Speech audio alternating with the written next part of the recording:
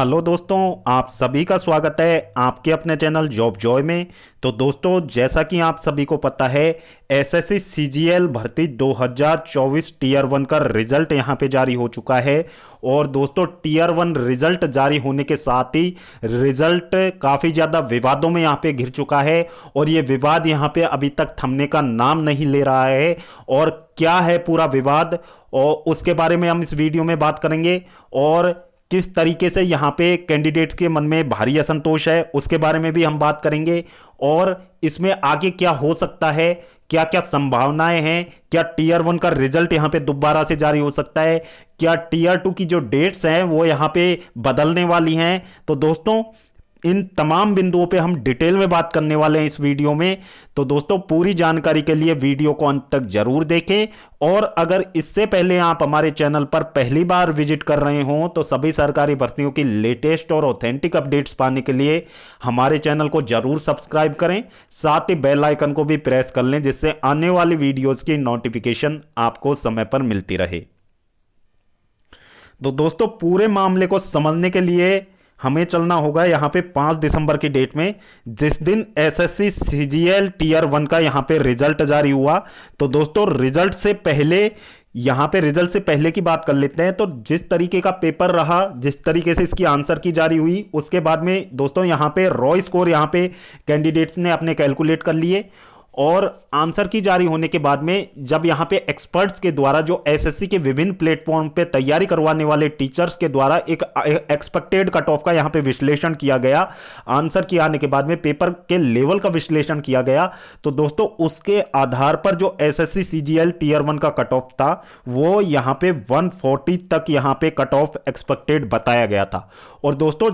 कई कैंडिडेट ऐसे थे जिनका स्कोर यहां पे 151 था, 150 था, 152 भी था, 153 पॉइंट कुछ था। और दोस्तों, जब यहां पे रिजल्ट जारी हुआ तो एक्सपेक्टेशंस जितनी भी थी वो सारी यहां पे खारिज हो गई और कट ऑफ जो था वो बिल्कुल कल्पना के परे, यानी कि एक्सपेक्टेशंस से कहीं ज्यादा यहां पे कट ऑफ चली गई। तो दोस्तों, इतनी ज्यादा कट ऑफ देख के कैंडिडेट्स के मन में भारी असंतोष यहां पे उत्पन्न हो गया, क्योंकि दोस्तों बहुत से कैंडिडेट ऐसे थे जिन्होंने सीजीएल टीयर 2 की तैयारी के लिए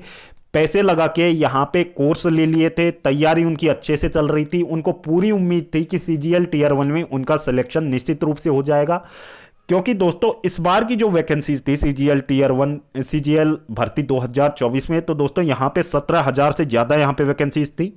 और दोस्तों, साल 2023 की बात की जाए तो साल 2023 में लगभग 8,000 भर्तियां सीजीएल में रही थी। अब दोस्तों, पिछली बार की कट ऑफ की यदि बात करें तो 150 कट ऑफ गया था पिछली बार। और दोस्तों, इस बार यहां पे ऑलमोस्ट दुगनी से भी ज्यादा वैकेंसीज होने के बावजूद यहां पे कट ऑफ 153 यहां पे टच कर गया। तो दोस्तों, ये बात कैंडिडेट्स को कहीं भी हजम नहीं हो रही है, क्योंकि इसमें कैंडिडेट का आरोप यह है एसएससी पे कि एसएससी ने ट्रांसपेरेंसी के साथ रिजल्ट जारी नहीं किया है। कई लिस्ट ऐसे भी देखने को मिली हैं एसएससी सीजीएल रिजल्ट की, जिसमें कि एक ही सेंटर से बहुत सारे कैंडिडेट यहां पे उत्तीर्ण हुए हैं, वो भी यहां पे सवालिया निशान एसएससी के ऊपर लगाती है। फिर दोस्तों, इसमें यह तो हो गई एसएससी सीजीएल की बात। अब दोस्तों, इससे पहले कि हम आपको एक खबर पे लेके चलते हैं जो कि एसएससी एमटीएस भर्ती परीक्षा 2024 से लेके रिलेटेड है। यहां पे 14 नवंबर की डेट, जो कि आपकी एसएससी एमटीएस भर्ती 2024 के सीबीटी बेस एग्जाम की लास्ट डेट थी। इस दिन बिहार के पूर्णिया सेंटर पे यहां पे एग्जाम कैंसिल कर दिया जाता है। एग्जाम कैंसिलेशन का कारण जो एसएससी ने जारी किया था, तो वो यहां पे टेक्निकल इशू बता के एग्जाम कैंसिलेशन का कारण बताया था। लेकिन दोस्तों, जब मीडिया के द्वारा इस चीज का खुलासा किया गया तो वहां पे पता चला कि एसएससी के कुछ अधिकारी जो फ्लाइंग ऑफिसर थे वो यहां पे इसमें संलिप्त थे और एक बड़े लेवल पे वहां पे स्कैम यहां पे चल रहा था कि पर डे यहां पे हर शिफ्ट में लगभग 10 कैंडिडेट को यहां पे डमी कैंडिडेट बन के बैठाया जा रहा था, जिससे कि वो उनकी जगह एग्जाम लिख पाए। तो ये मामला यहां पे चल रहा था। अब दोस्तों, ऐसा मामला उठने के बाद में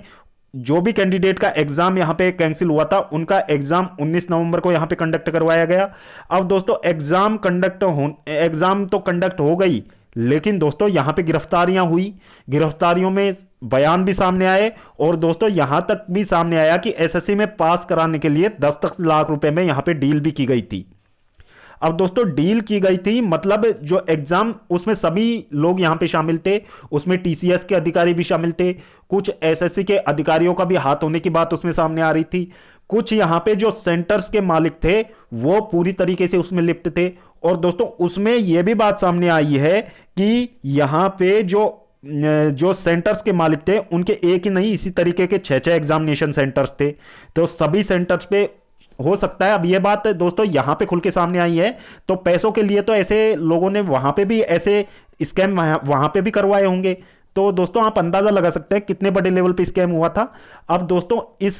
पूरे मामले को एसएससी ने यहां पे चुप्पी साधे रखी, और ऐसे छात्र यहां पे उम्मीद लगाए बैठे थे कि शायद यहां पे एसएससी एमटीएस का एग्जाम कैंसिल हो, लेकिन दोस्तों ऐसा बिल्कुल भी नहीं हुआ। और एसएससी ने इस बारे में बिना कोई क्लियरिफिकेशन दिए यहां पे एसएससी एमटीएस भर्ती 2024 की आंसर की यहां पे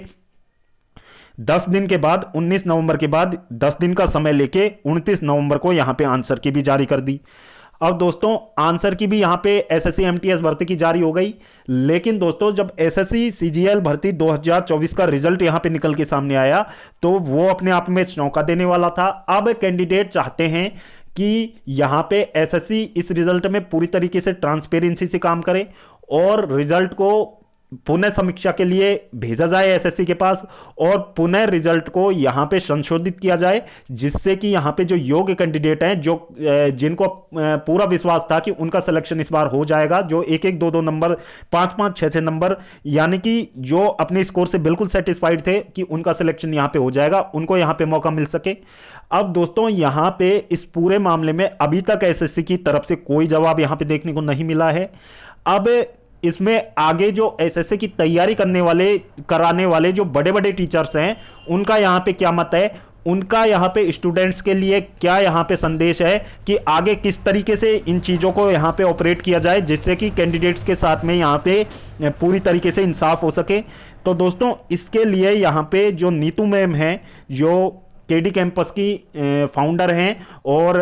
बहुत बड़ी एसएससी की यहाँ पे टीचर हैं, और इन्होंने कई बार एसएससी के खिलाफ यहाँ पे जो आवाज़ उठाई है, कई बार छात्र हितों में छात्र हित के लिए एसएससी के अगेंस्ट इन्होंने काफ़ी यहाँ पे रिफॉर्म्स के लिए लड़ाइयाँ लड़ी हैं। अब दोस्तों उनका कहना यहाँ पे सभी कैंडिडेट के लिए क्या है और उनका सभी टीचरों से उनका यहाँ पे क्या अनुरोध है।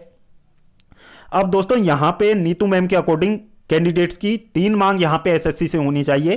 पहला कि एसएससी किसी भी भर्ती का यहां पे रिजल्ट जारी करता है तो दोस्तों रिजल्ट के 5 से 7 दिन के बाद में आपके मार्क्स यहां पे पब्लिक किए जाने चाहिए, और मार्क्स यहां पे पब्लिकली यहां पे पीडीएफ फॉर्मेट में होने चाहिए, जिससे कि सभी कैंडिडेट्स के मार्क्स यहां पे हर कोई देख सके। ये नहीं कि एक पर्टिकुलर बंदे के नंबर सिर्फ वही कैंडिडेट देख पाता हो। यहां पे एसएससी के जो जितने भी एग्जाम होते हैं उनमें ऐसा सिस्टम यहां पे लाया जाना चाहिए कि कैंडिडेट्स के कितने मार्क्स यहां पे कैंडिडेट को प्राप्त हुए हैं, नॉर्मलाइजेशन कितना हुआ है, साथ ही वह किस सेंटर से एग्जाम उसने दिया था। तो ये सब कुछ चीजें यहां पे जल्द से जल्द यहां पे रिवेल होनी चाहिए।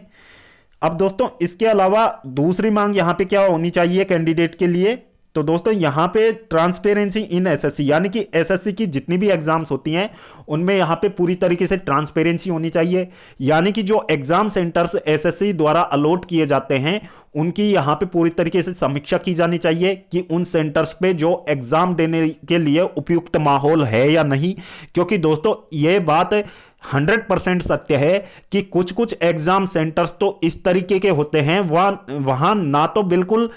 एग्जाम लेने की स्थिति में वे सेंटर्स बिल्कुल भी उपयुक्त नहीं होते हैं, फिर भी वहां पे इतने बड़े लेवल के एग्जाम के जो पेपर्स वहां पे कंडक्ट करवाए जाते हैं, जहां पे कभी तो सिस्टम बंद हो जाता है, कभी उनका कर्सर वहां पे वर्क नहीं कर रहा होता है, या फिर कभी टाइपिंग टेस्ट में वहां पे जो कीबोर्ड बंद हो जाते हैं। टाइपिंग टेस्ट चल रहा है, लगभग 5 मिनट के बाद में कीबोर्ड वर्क करना बंद कर देते हैं, और जब कैंडिडेट इसके लिए जो सेंटर्स वालों से बोलते हैं तो सेंटर्स वालों का एक ही जवाब आता है कि हमारे पास अभी वर्तमान में यही कीबोर्ड्स अवेलेबल हैं, हम इसमें कुछ नहीं कर सकते। तो दोस्तों एसएससी को इन चीजों में सुधार करना चाहिए कि ऐसे सेंटर्स को आप एग्जाम के लिए बिल्कुल भी यहां पे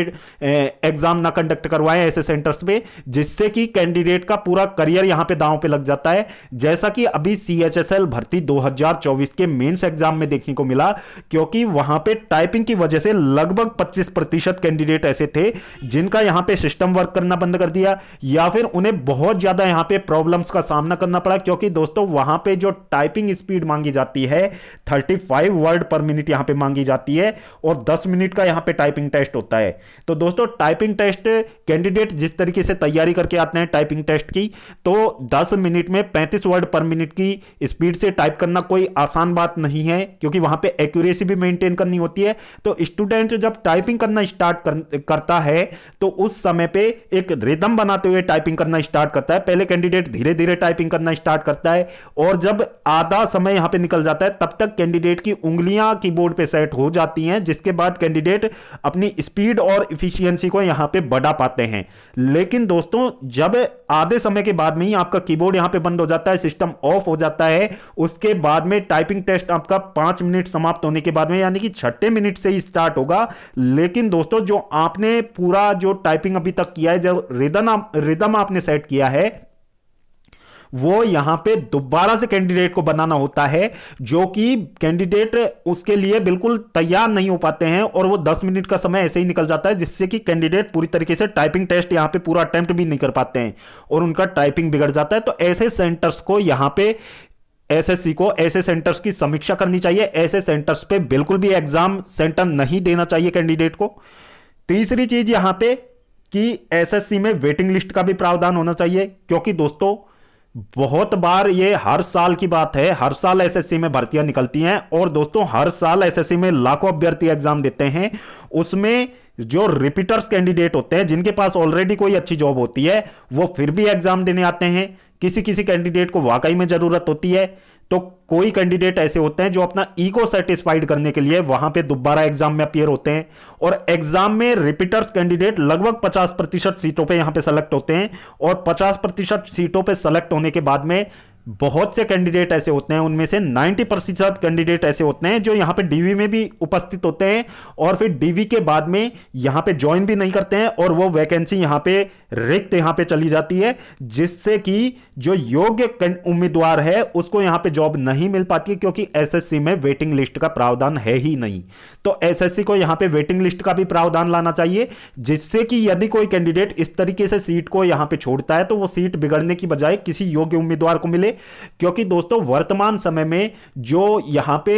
इंडिया की बात है, इंडिया में बेरोजगारी इतनी ज्यादा है कि एक गवर्नमेंट जॉब एक परिवार को यहां पे आबाद कर सकती है, और एक गवर्नमेंट जॉब ना मिल पाना एक कैंडिडेट के करियर को बर्बाद नहीं करता है, उसके पूरे परिवार को यहां पे बर्बाद करके रख देता है। तो इन सब चीजों को यहां पे एसएससी को सुधार करना चाहिए, और माननीय एसएससी से हमारा अनुरोध है कि इन सब चीजों में प्लीज आप एक बार इन सब चीजों का विश्लेषण कीजिए और इन चीजों में सुधार करने का प्रयास आप लोग कीजिए, जिससे कि कैंडिडेट के मन में इस तरीके के अविश्वास आपके लिए ना आए, और कैंडिडेट के मन में भी आपके लिए यहां पे पूरी तरीके से विश्वास की भावना जागृत हो। अब दोस्तों नीतू मैम जो कि एक सीनियर मोस्ट टीचर हैं एसएससी की, तो कई टीचर्स ने इनका यहां पे समर्थन भी किया है, और उन्होंने ये आग्रह भी किया है सभी टीचर्स से कि उनके ऑनलाइन प्लेटफॉर्म पे जितने भी कैंडिडेट जो एसएससी की तैयारी करते हैं उनसे जुड़े हुए हैं, तो उनको भी एक साथ इस मुद्दे पे आना चाहिए और एसएससी के खिलाफ आवाज उठानी चाहिए, और सभी को एकजुट होकर यहां पे जो मुद्दे को आगे बढ़ाना चाहिए, जिससे कि आवाज एसएससी तक पहुंच पाए। तो इसके लिए नीतू मैम ने यहां पे 3 ट्विटर हैशटैग यहां पे जारी किए हैं। तो इन पे जितने भी कैंडिडेट हैं उनको यहां पे ज्यादा से ज्यादा ट्वीट करने का भी अनुरोध नीतू मैम ने किया है, और सभी टीचर से नीतू मैम ने यही अनुरोध किया है कि वो एक साथ आए, एक साथ बैठ के इन चीजों पे बातें करें, और छात्र हित में वो आगे के काम को यहां पे अंजाम दें, जिससे कि छात्रों के साथ में पूरी तरीके से ट्रांसपेरेंसी यहां पे हो पाए। तो ये नीतू मैम का कहना है, और बाकी ज्यादातर टीचर्स का यही मानना है। अब दोस्तों जो कैंडिडेट्स यहां पे सेलेक्ट नहीं हो पाए हैं तो उन्हें निराश होने की आवश्यकता नहीं है, और आपको एक बार नीतू मैम के साथ में जरूर यहां पे नीतू मैम के बातें आपको एक बार जरूर सुननी चाहिए, जिससे कि हो सकता है कि आपके लिए चीजें यहां पे थोड़ी सी चेंज हो पाए और जो योग्य उम्मीदवार हैं उनको यहां पे मौका मिल पाए। तो दोस्तों ये थी एसएससी सीजीएल भर्ती 2024 प्रोटेस्ट की अभी तक की जो अपडेट्स जो यहाँ पे देखने को मिली हैं। अब इसके बाद में जो ये सब चीजें अगर ठीक से होती हैं तो इसमें एसएससी क्या रिप्लाई देती है और क्या रवैया एसएससी का रहता है। तो दोस्तों जैसे ही कोई अपडेट मिलती है तो सबसे पहले आपको इसकी सूचना हमारे चैनल के द्वारा दी जाएगी। तो दोस्तों सभी जानकारी के लिए हमारे चैनल को जरूर सब्सक्राइब करें, साथ ही बेल आइकन को भी प्रेस कर लें जिससे आने वाली वीडियोस की नोटिफिकेशन आपको समय पर मिलती रहे। तो दोस्तों इस वीडियो में फिलहाल इतना ही। जल्द मिलते हैं एक और नई सरकारी भर्ती की लेटेस्ट और ऑथेंटिक अपडेट के साथ। तब तक के लिए स्वस्थ रहें, तंदुरुस्त रहें और अपनी फ्यूचर एग्जाम्स की प्रिपरेशंस को जारी रखें।